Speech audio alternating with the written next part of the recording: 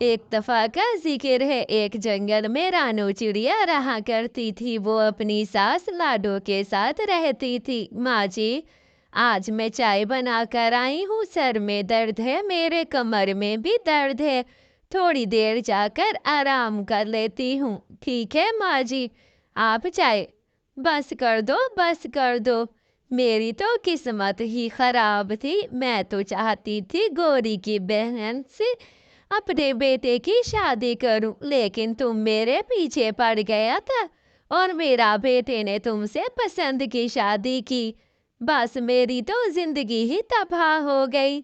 हर time तुम्हें sir में दर्द, कमर के दर्द सुन सुन कर मेरी तो दिमाग की खोपड़ी। हमारे जमाने, ये कहकर उसकी सास गौरी के पास चली जाती है। क्या हुआ लाडो, क्यों परेशान हो आज? क्या तुम्हारी बहू ने आज तुम्हें चाय वाय नहीं पूछी क्या? कहती ना थी मेरी बहन चमकीलों से अपने बेटे की शादी करा दो, खुश रहोगी। करा तो देती ने, कि मैं क्या करूं? मेरे बेटे ने पसंद की शादी की है। अब मैं उसे क्या कह सकती हूँ? अपने बेटे से नाराज भी तो नहीं रह सकती मैं। बताओ तो बताओ, अब कुछ भी नहीं हो सकता। तुम्हारे पास कोई प्लान है क्या? बताओ बताओ। ऐसे ही लाडो घर आ जाती है। माँ जी देखो, मैंने अंडा दिया है। अब हमारे घर में भी खुशियाँ होंगी। आप नहीं कहती थी कि हमें पोते और पोती की ज़रूरत है? अब देखो माँ जी, चहचा कर निकलेंगे हमारे घर में भी।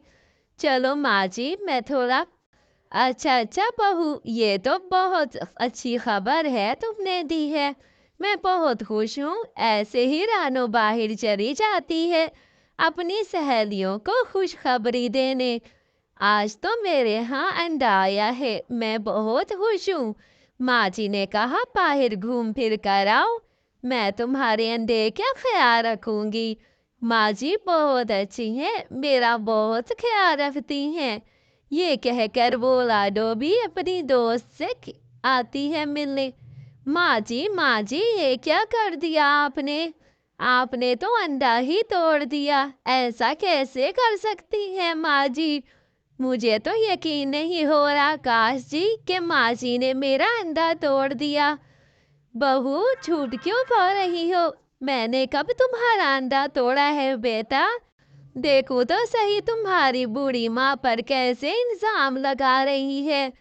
एक तो गलती करती है, ऊपर से सीना चोरी। नहीं आकाश, मुझे घर से मत निकालो, मेरा कोई कसूर नहीं।